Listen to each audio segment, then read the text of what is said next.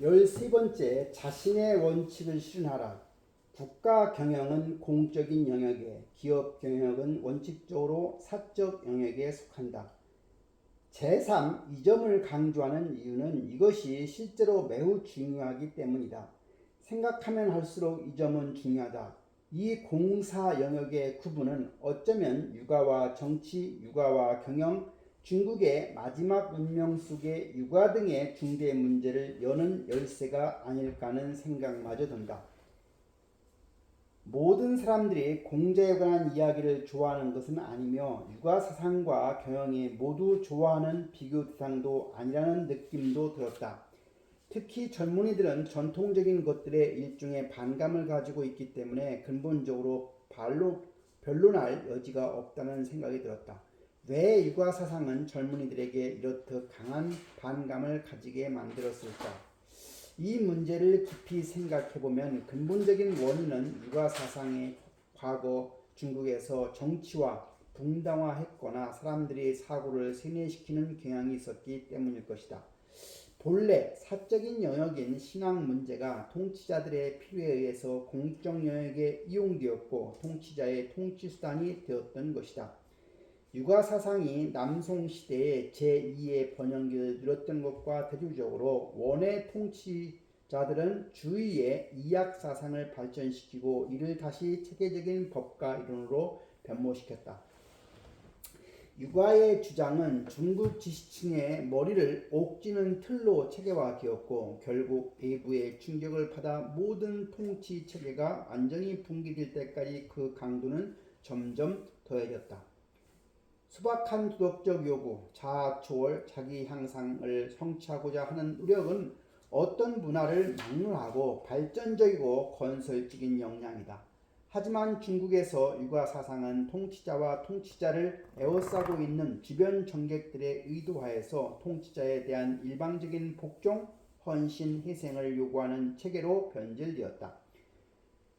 세계에서 그 의례를 찾아보기 힘든 기만적인 힘으로 발전했다. 공자와 주인은 이런 상황을 예측했을까? 그들이 만일 이런 상황을 안다면 어떻게 생각할까? 자신들의 평생을 들여 이룩한 이데올로기가 이렇게 이용당하는 운명을 맞는 원인에 대해 생각할까? 육아 사상이 주도적인 이데올로기로 변모한 과정과 기독교의 로마 정복의 과정을 비교해 보면 한 가지 큰 차이를 발견하게 된다. 기독교가 가진 원죄, 천당, 지옥이라는 종교적 역량에 힘입어 정장 3세기에 걸친 온갖 질곡과 희생을 거쳐 차츰 통치자를 정복했다. 이에 비해서 육아 사상은 현세적, 내향적, 초월적인 가치 체계로서 예리하고 지혜로운 문인 계층에게 강한 공감을 일으켰다. 좀 더 원시적이고 본능적인 종교성을 지닌 기독교와 비교할 때 육아 사상은 밭 깔고 장사하는 하층민에게 강력한 종교성을 발휘하기가 어려웠다. 따라서 육아 사상은 처음부터 통치자의 권력에 기대어 커갈 수밖에 없는 이데올로기였고 천하를 호령하고자 하는 그들의 꿈을 실현시켜 줘야 했다. 공자는 물에 빠진 개처럼 처량하게 여러 나라를 돌아다녀야 했고 주위도 군자를 얻어 도를 펼치고자 하는 꿈을 떨쳐버리지 못했다. 그들은 통치자 혹은 통치자들의 권력과 손을 잡은 그 순간 자신들의 악마와 결탁했다는 사실을 조금도 생각지 못했을 것이다. 자신들이 선택한 수단으로 인해 처음의 목표와는 정반대로 가게 되었고 말았다는 사실을 몰랐던 것이다. 그들은 제왕의 씨앗을 뿌렸지만 벼룩을 거두어 들이고 말았다. 공자가 나의 도가 행해지지 않으니 뗏목을 타고 바다를 떠돌고 싶다 라고 개탄하는 것도 당연하다. 그렇다면 왜 여기에서 공자를 이야기하고 육아사상과 기업경영의 관계에 대해 논하고 있는가? 이유는 간단하다. 정치가 공적 영역인데 비해서 기업경영은 사적 영역에 속하기 때문이다. 만약 육아사상이 태생적 결함으로 공적 영역에서 오용되고 남용되었다면 연마의 과정을 거쳐 기업경영이라는 사적 영역에서 잠재력을 발휘할 수도 있을 것이다. 기업이 선택할 수 있는 가치체계 가운데 하나로서 기업을 떠받치는 역량이 될 수 있다는 말이다. 어쩌면 지금이야말로 진정으로 육아사상의 시대가 아닐까. 육아사상이 2000년의 역사를 이어오면서 통치자들에 의해 왜곡되고 취사선택되면서도 그 명맥을 유지하여 오늘에까지 이르렀고 이제 그 역량을 발휘할 시대를 맞이할 수 있게 되었다는 생각이 들자 역사 발전의 거대한 수레바퀴에 막연한 경외심마저 갖게 된다. 정치 분야에서 극단화되었던 방식들이 기업 경영 분야에서 적절한 수단이 될 수 있던 이유도 공적 영역과 사적 영역의 차이에 있다. 비난이나 자기 비판은 우리에게 불쾌한 기억들을 떠올리지만 세계적인 네트워크 장비 제조업체인 화웨이는 자기 비판을 반성이라는 현대적 기업 경영 방식으로 바꾸었다.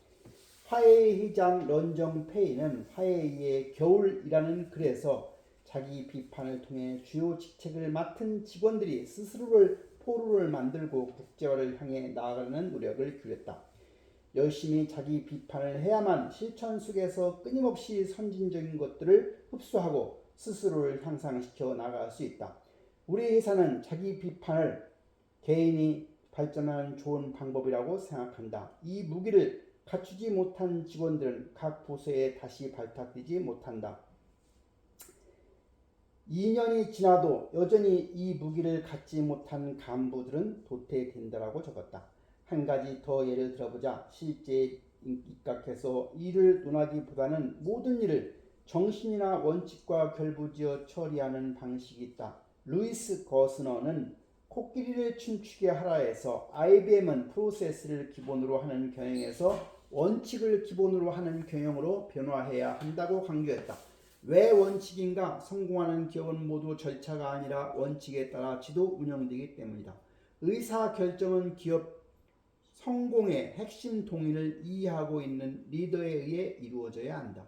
그런 다음에 이 원칙들을 실용적인 지혜와 현 상황에 맞는 판단력 및 기술과 결부시켜 주어진 환경에 적용해야 한다.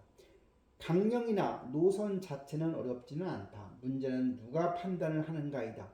직원들의 행위가 회사의 원칙에 부합하는지 여부를 누가 판단할 것인가? 공적 영역의 노선이나 원칙이 문제가 되는 것은 이 판단의 주체 때문이다.